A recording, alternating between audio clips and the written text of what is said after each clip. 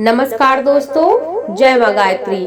आप सभी का मेरे YouTube चैनल शुभकर माही अष्टो में स्वागत है। अपने परम पूजनीय गुरुदेव प्रज्ञा अवतार श्री रामाचार्य शर्मा जी तथा वंदनीय माता जी के चरणों में वंदन करते हुए आज मैं आप सभी को कार्तिक माह महात्म्य की अध्याय 32 व अध्याय 33 की कहानी सुनाने जा रही हूँ।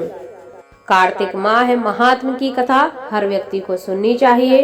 कार्तिक माह महात्म्य की कथा सुनने से व्यक्ति के जीवन के समस्त कष्ट दूर हो जाते हैं। साथ ही साथ शास्त्रों के अनुसार कार्तिक माह महात्म्य की कथा सुनने से तथा सुनाने से भगवान विष्णु के साथ साथ माता लक्ष्मी की कृपा उस व्यक्ति पर सदा बनी रहती है। भगवान श्री कृष्ण ने कहा, हे प्रिय, यमराज की आज्ञा सिरोधार्य करते हुए प्रेतपति धनेश्वर को नरकों के समीप ले गया और उसे दिखाते हुए कहने लगा, हे धनेश्वर, महान भय देने वाले, इन नरकों की ओर से दृष्टि डालो। इनमें पापी पुरुष सदैव दूतों द्वारा पकाए जाते हैं। यह देखो, यह तप्त बाचुक नामक नरक है, जिसमें देह जलने के कारण पापी विलाप कर रहे हैं। जो मनुष्य भोजन के समय भूखों को भोजन नहीं देते, वह बार बार इस नरक में डाले जाते हैं। वह प्राणी जो गुरु, अग्नि, ब्राह्मण, गौ, वेद और राजा इनको लात मारते हैं, वह भयंकर नरक अतिशय पापों को करने पर मिलते हैं। आगे देखो, यह दूसरा नरक है जिसका नाम अंधता मिश्र है। इन पापियों को सुई की भांति मुख वाले तमोद नामक कीड़े काट रहे हैं। इस नरक में दूसरों का दिल दुखाने वाले पापियों को गिराया जाता है। यह तीसरा नरक है जिसका नाम क्रप्रेय है। इस नरक में पापियों को आरे से चीरा जाता है। यह नरक भी असी, मंत्र, वर्ण आदि भेदों से 6 प्रकार का होता है। इसमें स्त्री तथा पुत्रों के वियोग कराने वाले मनुष्यों को कड़ाही में पकाया जाता है।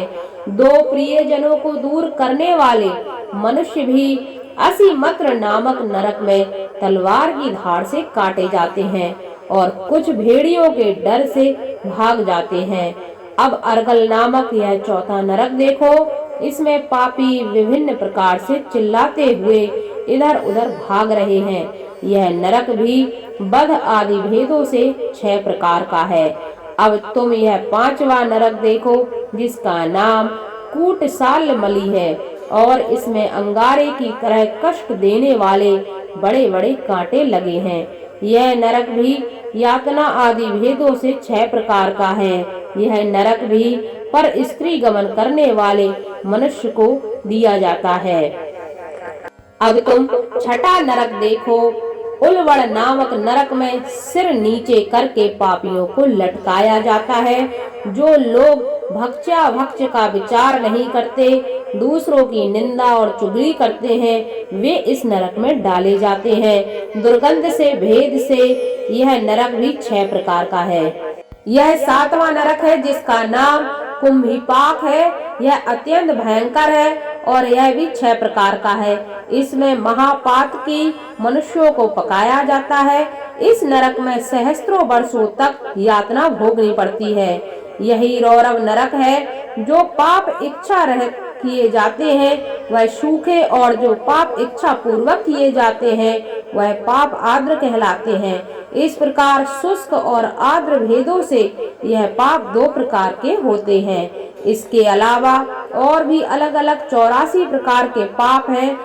अपक्रीण, पाडाकते, मालिनीकरण, जाति, भ्रंशकरण, उपाय, अति पाप, महापाप, यह 7 प्रकार के पातक हैं। जो मनुष्य जैसा कर्म करता है उसे इन 7 नरकों में उसके पाप कर्मों के अनुसार पकाया जाता है। चूंकि तुमने कार्तिक व्रत करने वाले प्रभु भक्तों का संसर्ग प्राप्त हुआ है, उससे पुण्य की वृद्धि हो जाने के कारण यह सभी नरक तुम्हारे लिए निश्चय ही नष्ट हो गए हैं। इस प्रकार धनेश्वर को नरकों का दर्शन कराकर प्रेतराज उसे यक्षलोक, में ले गए। वहां जाकर उसे वहां का राजा बना दिया। वहीं कुबेर का अनुचर धनंजय के नाम से प्रसिद्ध हुआ। बाद में महर्षि विश्वामित्र ने उसके नाम पर तीर्थ बनाया। कार्तिक मास का व्रत महाफल देने वाला है। इसके समतुल्य अन्य कोई दूसरा पुण्य कर्म नहीं है। जो भी मनुष्य इस व्रत को करता है तथा व्रत करने वालों का दर्शन करता है, उस व्यक्ति को मोक्ष की प्राप्ति होती है। सूत जी ने कहा, इस प्रकार अपनी अत्यंत प्रिय सत्यभामा को यह कथा सुनाकर भगवान श्री कृष्ण संध्या उपासना करने के लिए माता के घर में गए। यह कार्तिक मास का व्रत भगवान विष्णु को अति प्रिय है तथा भक्ति प्रदान करने वाला है। रात्रि जागरण, प्रातः काल का स्नान, तुलसी वट सिंचन, उद्यापन तथा दीपदान, यह 5 कर्म भगवान विष्णु को प्रसन्न करने वाले हैं, इसलिए इनका पालन अवश्य करना चाहिए। ऋषि बोले, भगवान विष्णु को प्रिय अधिक फल की प्राप्ति कराने वाले, शरीर के प्रत्येक अंग को प्रसन्न करने वाले कार्तिक महात्म्य आपने हमें बताया है। यह मोक्ष की कामना करने वालों तथा भोग की इच्छा रखने वाले मनुष्यों को यह व्रत अवश्य ही करना चाहिए। इसके अतिरिक्त हम आपसे एक बात पूछना चाहते हैं कि यदि कार्तिक मास का व्रत करने वाला मनुष्य किसी संकट में फंस जाए या वह किसी वन में या व्रती किसी रोग से ग्रस्त हो जाए, तो उस मनुष्य को कार्तिक व्रत को किस प्रकार करना चाहिए? क्योंकि कार्तिक व्रत भगवान विष्णु को अत्यंत प्रिय है और इसे करने से मुक्ति एवं भक्ति प्राप्त होती है, इसलिए इसे छोड़ना नहीं चाहिए। श्री सूत जी ने इसका उत्तर देते हुए कहा, यदि कार्तिक का व्रत करने वाला मनुष्य किसी संकट में फंस जाए तो वह हिम्मत करके भगवान शंकर या भगवान विष्णु के मंदिर में जो भी पास हो उसमें जाकर रात्रि जागरण करे। यदि व्रती घने वन में फंस जाए तो फिर पीपल के वृक्ष के नीचे या तुलसी के वन में जाकर जागरण करे। भगवान विष्णु की प्रतिमा के सामने बैठकर विष्णु जी का कीर्तन करे। ऐसा करने से सहस्त्रों गायों को दान करने के समान फल की प्राप्ति होती है।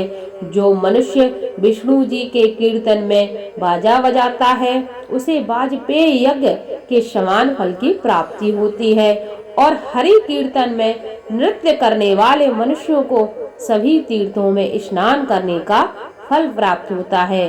किसी संकट के समय या रोगी हो जाने पर जल न मिल पाने की स्थिति में केवल भगवान विष्णु के नाम मात्र से ही मार्जन ही कर लेना चाहिए। यदि उद्यापन ना कर सके तो व्रत की पूर्ति के लिए केवल ब्राह्मणों के प्रसन्न होने के कारण विष्णु जी प्रसन्न रहते हैं। यदि मनुष्य दीपदान करने में असमर्थ हो तो दूसरे की दीप की वायु आदि से भली भांति रक्षा करे। यदि तुलसी का वृक्ष पौधा समीप ना हो तो वैष्णव ब्राह्मण की ही पूजा कर ले, क्योंकि भगवान विष्णु सदैव अपने भक्तों के समीप रहते हैं।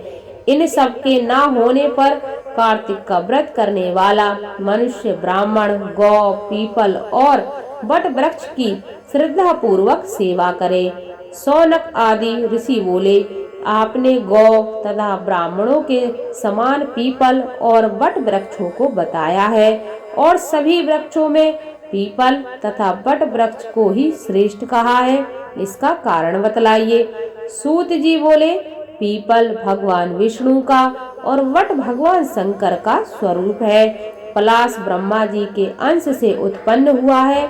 जो कार्तिक मास में उसके पत्तल में भोजन करता है वह भगवान विष्णु के लोक में जाता है। जो इन वृक्षों की पूजा, सेवा एवं दर्शन करते हैं उन व्यक्तियों के सभी पाप नष्ट हो जाते हैं। ऋषियों ने कहा, हे प्रभु, हम लोगों के मन में एक और शंका है कि ब्रह्मा, विष्णु और शंकर वृक्ष रूप क्यों हुए? कृपया आप हमारी इस शंका का निवारण कीजिए। सूत जी बोले, प्राचीन काल में भगवान शिव तथा माता पार्वती विहार कर रहे थे। उस समय उनके विहार में विघ्न उपस्थित करने के उद्देश्य से अग्निदेव ब्राह्मण का रूप धारण करके वहां पहुंचे। विहार के आनंद के वशीभूत हो जाने के कारण कुपित होकर माता पार्वती ने सभी देवताओं को श्राप दे दिया। माता पार्वती ने कहा, हे देवताओं, विषय सुख से कीट पतंगे तथा अनभिज्ञ नहीं है। आप लोगों ने देवता होकर भी उसमें विघ्न उपस्थित किया है, इसलिए आप सभी वृक्ष बन जाओ। सूत जी बोले, इस प्रकार कुपित पार्वती जी के श्राप के कारण समस्त देवता वृक्ष बन गए। यही कारण है कि भगवान विष्णु पीपल और शिव जी वट वृक्ष हो गए। इसीलिए भगवान विष्णु का शनि देव के साथ योग होने के कारण केवल शनिवार को ही पीपल को छूना चाहिए, अन्य किसी भी दिन नहीं छूना चाहिए। कार्तिक माह महात्म की अध्याय 32 व अध्याय 33 की कथा समाप्त। आगे की कथा आपको अगले वीडियो में मिलेगी। अगर आपको यह कथा, यह जानकारी अच्छी लगी हो तो प्लीज वीडियो को लाइक कीजिए, वीडियो को ज्यादा से ज्यादा शेयर कीजिए, ताकि आपके साथ साथ आपके अपने भी इस कथा का लाभ ले सके। तो खुश रहिए, मुस्कुराते रहिए। थैंक यू, धन्यवाद, जय माता दी।